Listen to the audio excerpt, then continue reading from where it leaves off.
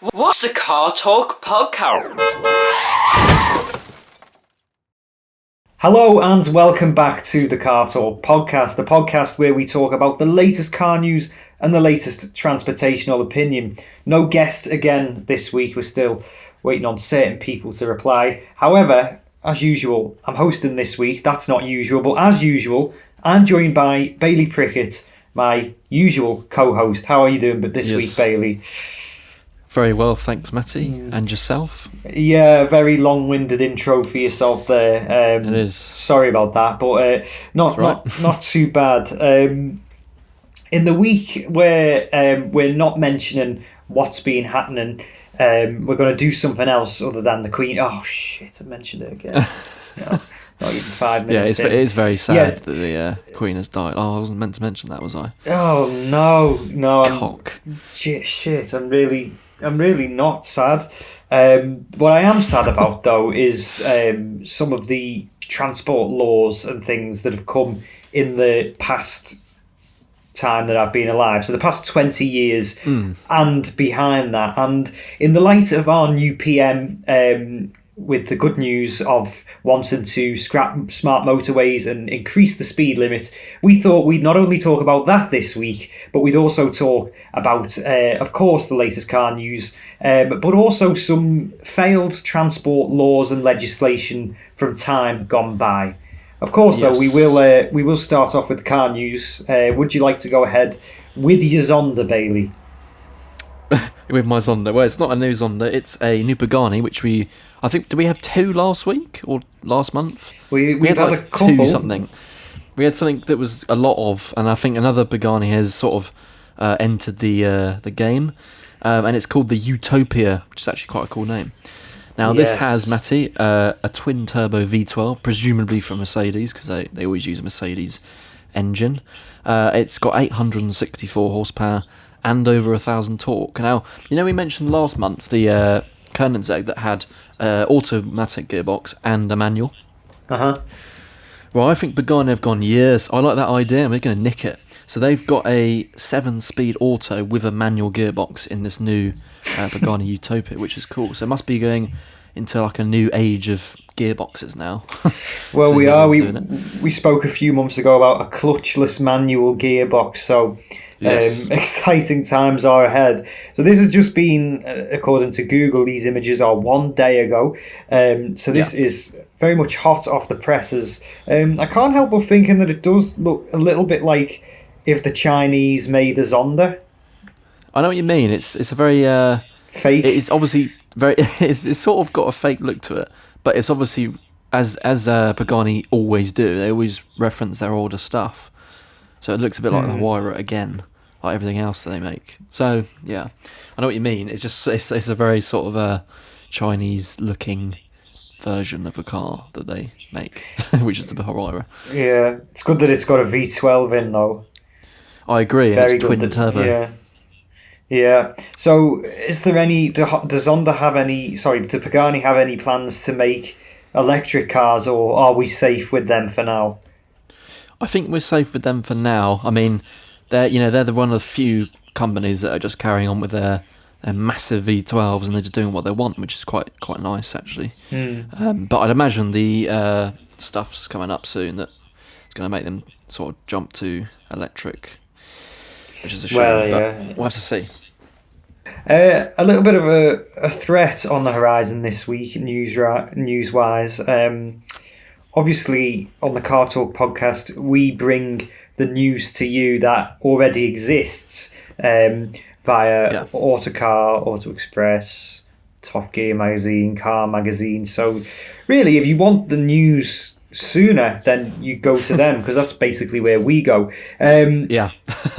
But anyway, I'm not giving away our secrets, Matty. Yes, I'm not selling the podcast too great here, but there is a threat on the horizon, because our friends at Autocar magazine this week have premiered a new podcast. They've copied us, Bailey. They've copied us. I reckon we should file a complaint for that, because that's really unnecessary. Actually, quite rude. Definitely.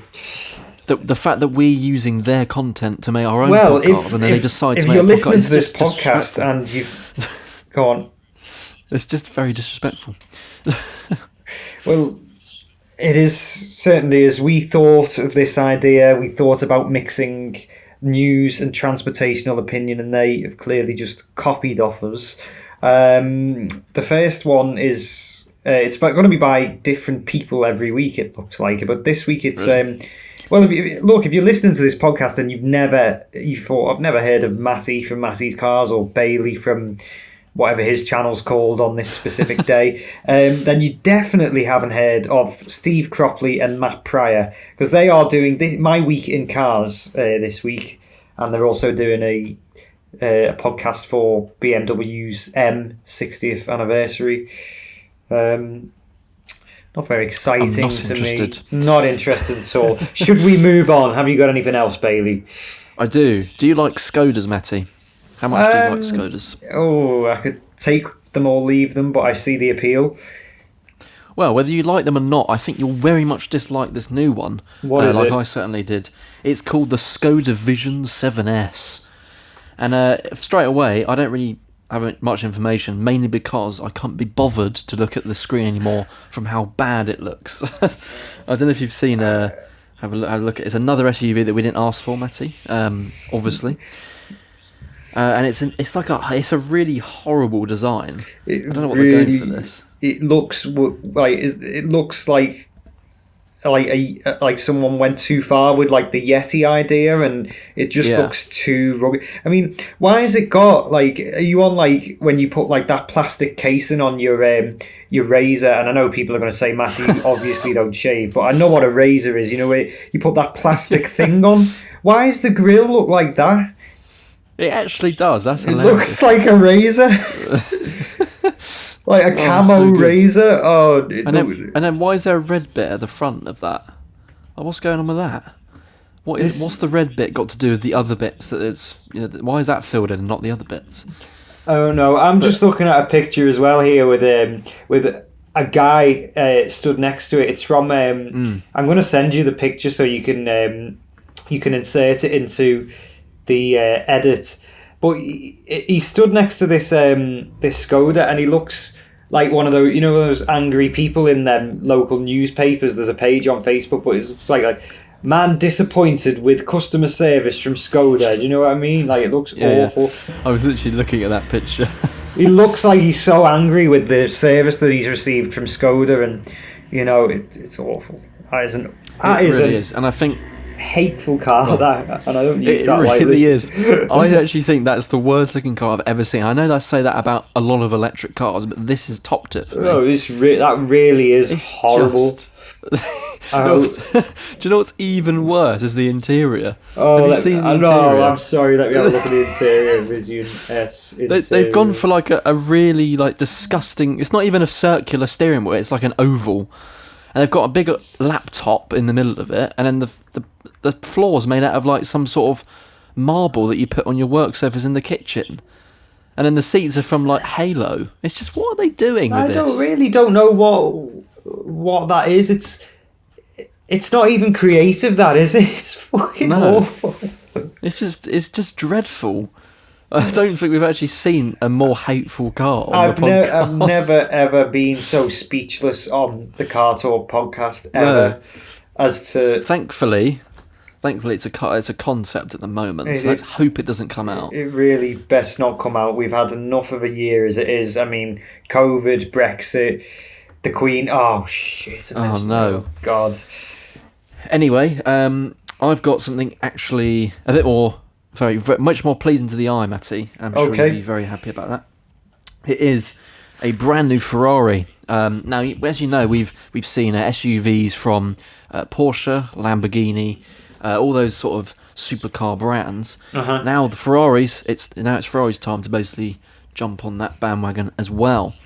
Now they've released this new SUV, and it's called the Ferrari Puro Song. I think that's how you say it. Puro Song. Or something like that. It's very Italian sounding. But if you look at the photos, Matty, it actually looks very, very nice. It's got some Ferrari FF vibes. I noticed that. It doesn't actually look that tall, does it? For an meant to be an SUV, it doesn't actually look that tall, which I'm quite pleased about. Like a coupe SUV, Porsche Macan sort of vibes, isn't it? Yeah. Now, my favourite part about this is it's got a naturally aspirated 6.5 litre V12. I think that's the first time they've put a V12 on an SUV. Yeah. And in 2022, which is the least thoughtful thing I would think they would do. This does 0-60 in 3.3 seconds, which is just crazy considering it's meant to be for the school run. And yeah, it's just I love the design of it. I like the interior. It's very nice Ferrari interior. Well, I like it. I think it's a lovely looking car, but I was disappointed when Ferrari released the FF all those years ago. I was a bit like FFS because that didn't look like a particularly nice car, and they were trying to appeal to a certain market that wasn't good enough to be for Ferrari to. Sorry, that Ferrari were trying to enter a market that they were too good for. Do you know what I mean? Like the of, and this Ferrari insists that this is not an SUV. They say it's a family car, and that a Range Rover will tower over it like an oak tree. So they're not billing it as an SUV. They insist it is a family car. So it's more sort of a crossover thing then. Yeah, well, yeah, I suppose it is. It's a, I don't know. I wonder what they are calling it. They're just saying family car. I think it's. Oh yeah, they're saying it's not a crossover either. It's a sports car. So what is it then? It's a sports car. It's just it's a sports car. But then every Ferrari. So that's basically another Ferrari then. So it's not a Ferrari SUV. It's just a Ferrari. So that's not very new, is it? Well, no, but it does look. It does look quite small, to be fair. It's 1 meters. It's 1.589 millimeters tall. That doesn't sound right, does it? 1,008. This is right. 1,589 millimeters tall. So that is the same size, it says, as a Hyundai Ioniq 5, which is, I think you'll find, Ferrari, and a Hyundai Ioniq 5 is an SUV. So yeah. Sorry about that, Ferrari, but you're wrong. Yeah. There we go, Ferrari. Now bugger off. Yes. Moving on. Moving on what have you got for? Keeping with the pattern, we've had one horrible car, one good car. Back to the horrible cars. The new Renault 4 electric hatchback is to debut at the Paris Motor Show this year. Put that in your search engine, Bailey, and if you were lost for words with the Skoda, you really will be lost for words with this. So this is... So it's a new Renault 4 then, is it? No. Reimagined. Sorry, yes, it is a Renault 4, not a Renault 5. It's... I don't know what they've reimagined it as a completely different car from the original Renault 4 because it looks... apart from the little grille at the back, which incidentally looks horrible, it resembles nothing of a Renault 4 at all. So we've got does not, no, at all. Completely squared off front end, which won't make the cut because if you hit a pedestrian, they'll just pierce themselves. They'll cut themselves in half. Can you imagine someone going over that bonnet? It looks very unsafe. And moving towards the back, it just looks like any other fucking small SUV. So you really don't like that? I really hate it. I think that it's like a parody of something that isn't even like it's trying to be a pastiche of something that it looks like it's trying to look like something that it never was. So it doesn't look like a Renault 4 at all. So it's a completely unique design, but it looks absolutely awful. And it's not only like a small SUV, which isn't great news, but it's a small SUV that resembles a no car from the past. And I agree. I don't know why they keep doing this sort of thing. As a result, it just looks horrible. It looks like they've just made a horrible car because it doesn't look like anything. This is brilliant. I'm so angry. It's the Queen that's made us really angry. You mentioned it again. I mean, do you think that car is fit for a Queen? No. Exactly. Why are Renault even bothering if it's not going to be fit for a Queen? You know, Is it faster than the original? Is it any faster? I'm assuming it will be. It will be because it's electric, yeah. But unfortunately, I can't get any more information because Auto Express want me to sign up, which is not happening, unfortunately. Not today. No. Yeah. But Matty, I've unfortunately got one more terrible car. Well, it's not terrible, but it's an interesting car, but the design again is terrible. What have you got? To end off the car news section, it's you know Ariel. They make the Ariel Atom. Oh yes.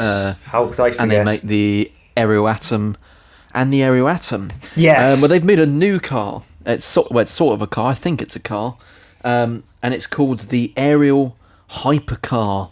And the hyper is spelt Hyper, not Y. I like that. That is how I would have spelled hypercar when I was 9. Yes. This is so cool. But do you like the design, Matty? Yeah. Because it kind of looks like the Batmobile, but just a bit smaller. I think it looks strangely cool. It is something I would have designed when I was a kid, and I'm kind of glad that it's come to fruition. So, yeah, I'd say it was cool. And it's road legal. But the most interesting part about this, Matty, is it's the first production car to include a jet engine. Really? So you can see at the back, it's got a massive exhaust thing, which is I'd imagine is a jet engine. I certainly That's where can. it is. But amongst that, they've also got, on top of that, 4 electric motors. So overall, it produces 1,200 horsepower. That is fantastic. And that looks very light. Yeah. So that's going to be absolutely rapid. That is going to fuck someone up, isn't it? That's going to kill someone. Do you want to know what the 0 to 60 is? Do I? Go on. 2 seconds. Wow. Yeah. So that is... done. That's 60. That is literally... Imagine getting into a normal car where you start driving off and put your seatbelt on. Like, that would just be... Drive off, try and put your seatbelt on. You're at 60, you're through the windscreen, bang. Yeah. You know what I mean? But yeah, I don't know about the design. I think it's a very cool idea, but I don't know why they've made it look really weird. No, I suppose it's got something to do with the aero. If I won the lottery, that'd be one of the first mad purchases that I'd buy. I would buy something like that. That is so cool. Yeah. Well, thankfully, it's going to cost under £1 million. That's what they said on the thing. They said it's going to cost under £1 million, but we won't tell you how much it costs. It's probably 999,999 and 99p. I'm just trying to work out how long would it take me to buy one of them if I won £10,000 a month for the next 30 years. I'm not sure. Not too long. Anyway, we're going to round off the news here with a little bit of bad news, unfortunately. Oh, no. Yes, you see, on the 8th of September, it was supposed to be World EV Day, where we can find out more information and just talk, really, about the electric vehicle, its current state, its future, and just really have a good chat about EVs. But unfortunately, World EV Day has had to be postponed until the 29th of September. Do you know why that is? No. Because World EV Day fell on the same day that the Queen died. You mentioned the Queen again. I know, but it's part of the story. I had to.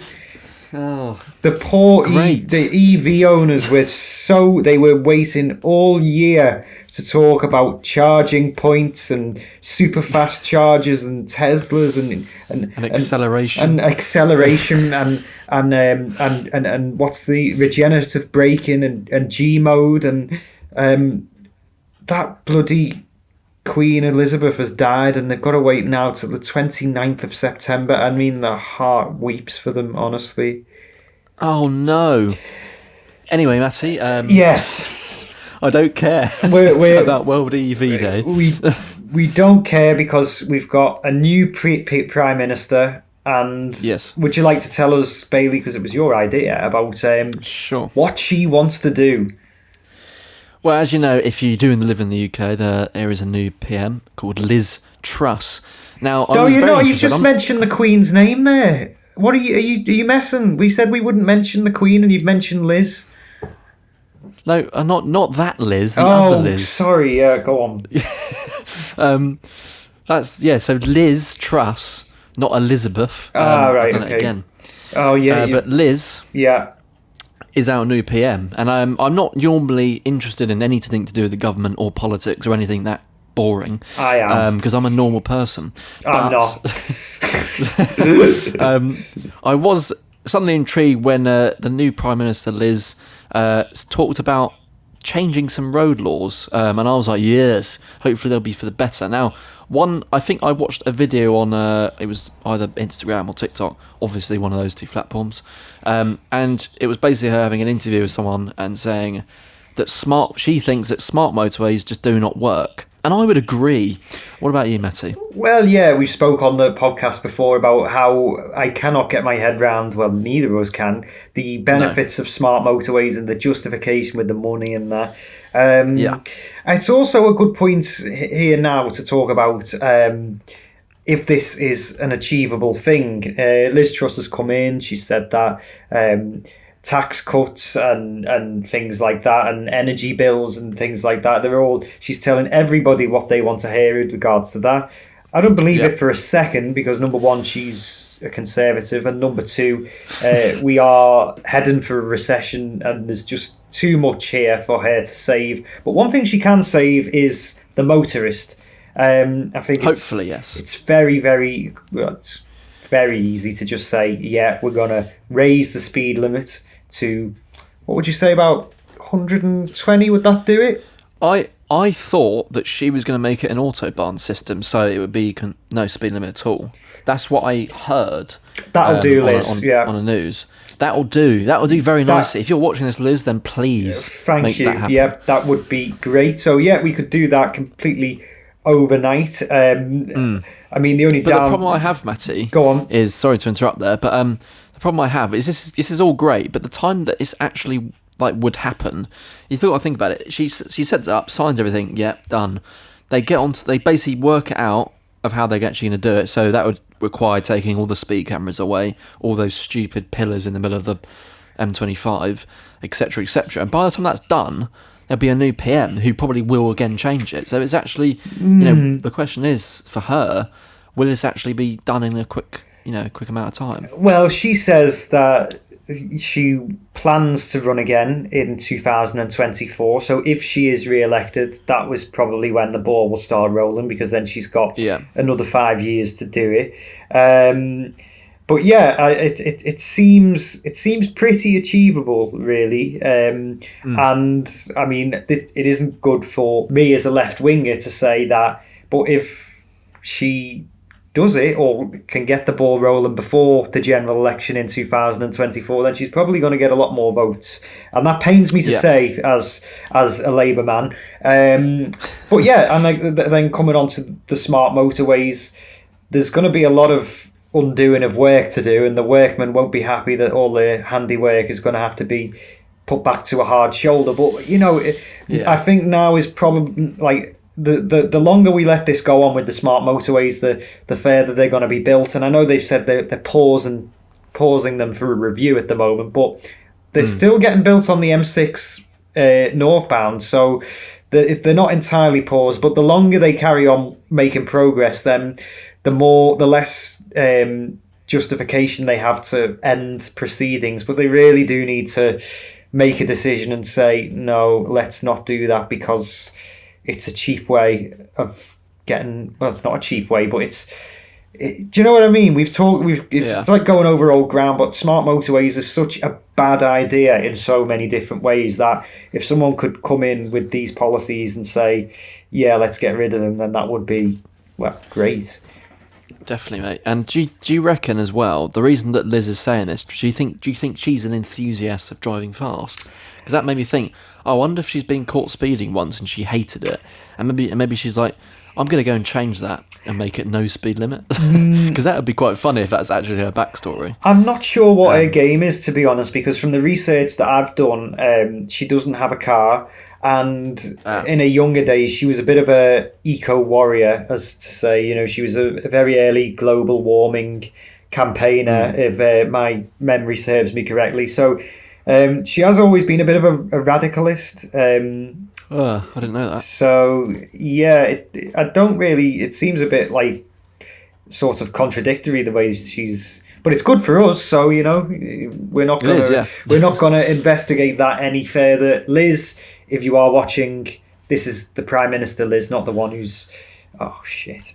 You just mentioned it again. Yeah, she's watching from her coffin on her little iPad like that, going, "I never got to live to see the Autobahn." Anyway, moving on. Oh, she's been the German one a few times, I can tell you that. Moving on though to the other way round, where over the years there's been failed, should we say, transport strategies, Bailey.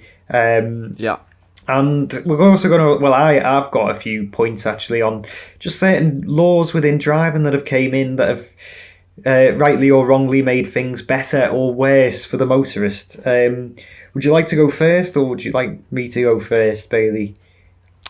Sure. I mean, I suppose the main one that sticks out to me is speed cameras, which has made everything worse. Yes, yeah. So I've got that. I'm sure you've got written down now. Got that written down. So the first speed camera was in 1991. And that was when the world ended, really, for good, wasn't it? Pretty much. It's just, the thing is with speed cameras, I get, I totally understand having a speed camera in, a very suburban area where there's like schools and children and old people's homes and things. I get that completely. But when it's on an A road that's in the middle of nowhere, i.e. Scotland, which I've seen a few up there, nobody actually wants it there. It's only there to make money. That's purely the reason. 100%. A lot of them are there to make money, and of course, I don't know if this existed in the early days of speed cameras, but of course you've got the mobile vans and things that go around now, and it is 100% a money maker. It is. You've even got speed on green cameras now, where if you're edging over the speed limit to get through a green light, then bang, speeding on green. It's like a 50, 30 quid fine or something like that. The only good thing is that they used to be painted grey and hidden in bushes. Now the law says that they have to be painted yellow and be in plain sight. That's good. That's the only... Well, it's not, but they're still alive. It's the only silver lining, really, isn't it? Yes. But yeah, I remember like a couple of weeks ago, I was driving from... bustling North Wales to Llangollen on the was it Llangollen, or anyway, it was somewhere like that. Long winding roads all the way. Do whatever speed you want, whatever speed you feel comfortable. All of a sudden, I'm literally in the hills here with the sheep and all that. Like straight roads though as well down the hill, and it'd be like I can smash it down this hill. All of a sudden, like just in the middle of the countryside, a speed camera sign. It's like that's got to be. It must be a prime spot for people going fast. Otherwise, like we don't. It's just in the middle of nowhere, and they put a speed camera in. Well, interesting thing, like that's another point about the speed cameras, Matty, is they always put the signs and not necessarily actually put a camera there. So it's purely just to scare you about it, and they literally did that all the way around Scotland. It was like, speed camera zone. Yeah. And I said to Harry on the radio, I was like, I haven't seen one speed camera apart from those stupid vans. Yeah, I was in Liverpool. I live in Liverpool, and I know all where the fake speed cameras are, or where there isn't any at all, and I know where the proper ones are. If you're in the Liverpool area as well, you're planning a visit or you just live there, make sure to temporarily join the page Speed Traps Liverpool, and you find out where all like the little piggy bank vans are to that's genius. Steal your money. Yeah. Another, just carry on with the speed cameras quickly, Matty, as well. Sure. I recently visited Heathrow. As you know, that's an airport. Is it? And it is, yes. It's the main airport of the UK, I think. And around the area, especially like the roads going into the terminals and things, they're all like 30 or 20 miles an hour. Now the cameras, they use speed cameras pretty much like every 100 metres, like in that area for some reason. I don't know why. But they're weird ones because they basically point at you like from frontwards, so you can see them. And they're really like small as well. They're almost like a letterbox size, and they've got like a little flash thing.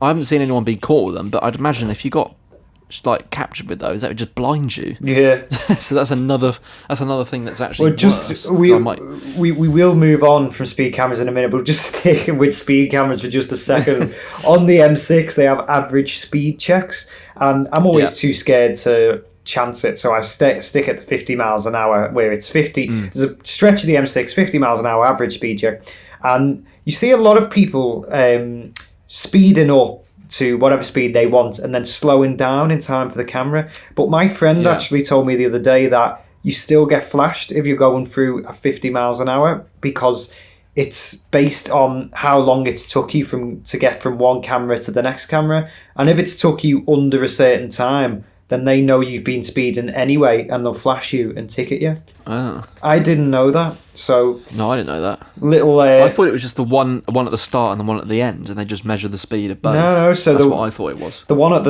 the start not only measures how fast it's taking, how much time it's taken you to get there from the last one, but it also starts the clock again. So it says, okay, say like they set the minimum time to get there is like 3 minutes, 2 minutes. If you get there in under 2 minutes, or under whatever time they've said, if you get to the next one too fast, then the next one flashes you, starts the clock again. Right. So can you basically go as fast as you want and then slow right down? No, that's what I'm saying. So if you get there too fast, then you get a ticket. Like, you've got to get there within a certain window of time, otherwise they know you've been going too fast. I'd love to meet the man that thought that was a good idea with awful, a gun, isn't it? Yeah, completely. Let's move on from speed cameras to a controversial thing that I've got here, and it's mobile phone use at the wheel. So recently, they said that even holding your phone or having it on your lap is an offence, and I get that scrolling through and things like that. However, I want to talk about way back in 2003 when mobile phones didn't really do much other than make phone calls or the odd text. But in hindsight, do you reckon it really it's mad the way that just talking on the phone became a law in the first place? I can understand why it would be now, because you can do so much on a mobile phone, but back then having a conversation on the phone with it to your ear, especially in an automatic car, it doesn't require much concentration at all, does it? No, but it's it's pretty much the same as talking to someone next to you in the passenger seat, only you're holding something. Exactly, because you can eat while you're driving, you can smoke while you're driving. I mean, don't get me wrong, it took me a long time to master being able to smoke while driving. However, it does make you think, when mobile phones literally could only make phone calls, why was it such an issue that it had to be passed as a law back then?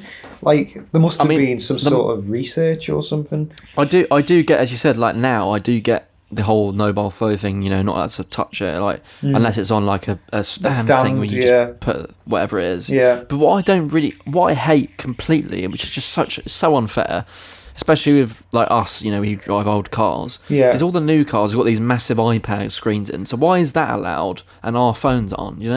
It's like you can do so much more on that. You can even play games on the Teslas and draw and stuff, and that's allowed apparently. So that really annoys me to beyond belief. Yeah, well, maybe not Teslas, but other cars with touchscreens and we're talking they're only a few years old. In the used car game, the touchscreens are so unintuitive and laggy and clunky. When you even just trying to change a radio station is a task in itself, and I've had to pull over before now, to change a radio station. But obviously your phone, it's fast, it's quick, you know what to do on it and how quick. I'm not trying to justify using a phone while driving as well, by the way. Don't use your phone, but do you know what I mean? These mad touchscreens, it's so I was driving an Infinity the other day, and I wanted to get onto the list of DAB radio stations, and you have to go onto a sub-menu called Control, and then you have to go on to Stations, and then you have to choose whether you want BBC, the region that you're in, so that would have been Liverpool, Merseyside, or D1 National, or SD1 National, or the other one. Do you know what I mean? It's madness. Yeah. It's crazy, and it's another thing as well with the whole like touchscreen thing is the Dodge I was in America. That had a system where basically if it detected that you were driving, it wouldn't let you do anything as a driver. Yeah. And basically it would say like, oh, have you got a passenger near you? Passenger unlocks it. The passenger can do it, which is fine. I think that's quite a good idea. Yeah. But a lot of these new cars with touchscreen things don't actually have that system implemented, which maybe could be a good idea. So yeah, it's a bit of a tricky one, isn't it? Because it's like sort of favours other people and not favours the other people. Yeah. The final point from me, back to politics really, and it's really hard. I've had to do this from memory because it's not really widely documented on the internet. But sort of failed transport strategies, if any spring to mind, Bailey, while you're listening to this one. But one. Cycle lane. The cycle lane, the bus lane. So what I'm coming on to is something I always remember, which was billed as Boris's bus revolution when he was mayor of London. So he loved buses, as we knew with Brexit. He loved buses. He loved the buses. Always, I like to get on the bus. Even cycling is you get on the bus instead. I know I drive a Toyota Previa, but would you like a cup of tea? I would like you to take the tea. Boris's bus revolution. Do you ever remember? We were very young, but remember Boris brought bendy buses to central London in 2001, and they weren't popular. Well, and I think I know why, because apparently loads of children got trapped in the bit that bends and just crushed them, pretty much. Yes, well, do you know what happened to them bendy buses? No. Those bendy buses, they were sold to whoever was running the buses at the time in Liverpool, and the bendy buses came to Liverpool. They got painted turquoise, and they got used as not airport buses in the airport, but a bus service from Liverpool city centre to Liverpool airport, and they weren't popular here either. So I think after that they just got shipped off to India or something. Well, having said that though, I did see a bendy bus when I was at the airport the other day, and it was like the one I've seen. I haven't seen one for like years. And I literally saw one go past. I was like, oh, no way. Yeah, they were a bit of a novelty really when we were kids. Like I used to think they were quite cool. Like I had bendy bus toys as well, but probably a little bit too big for London. Not one of Boris's finest moments, if he even had any. Do you know what I mean? Not really. But yeah. So there we go. That was our podcast, having a good old chinwag there about some motoring laws, the car news, and the Queen, amongst other things. Yes. From Liz the Queen to Liz Truss. Let's hope that she gets those laws passed through as quickly as possible.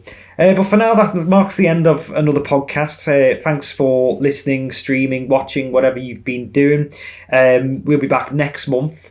But for now, we'll say goodbye and plug our social medias. You always let me go first, Bailey, when you're hosting, so I think this time I'm going to let you go first.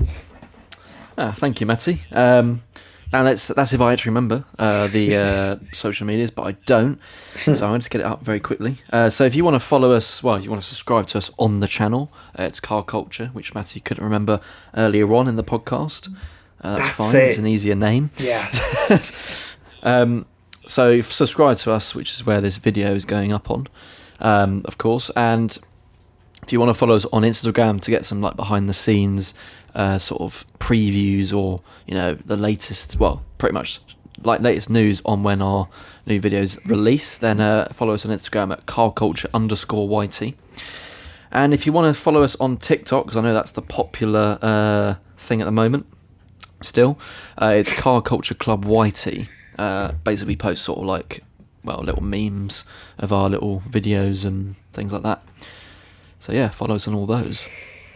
Very good. And if you'd like to see more from me, I'm Matty from Matty's Cars on YouTube. If you want to see car reviews other car content on there. Follow me on Instagram, Matty's Cars YT, again for some behind the scenes. And if you would like to see a picture of me and my cousins 10 years ago and me and my cousins now, then you can follow my Instagram page, personal Instagram, mattsgram99. Nice. So there we go then. That is the end, and we'll see you next month. Bye. Yes, see ya.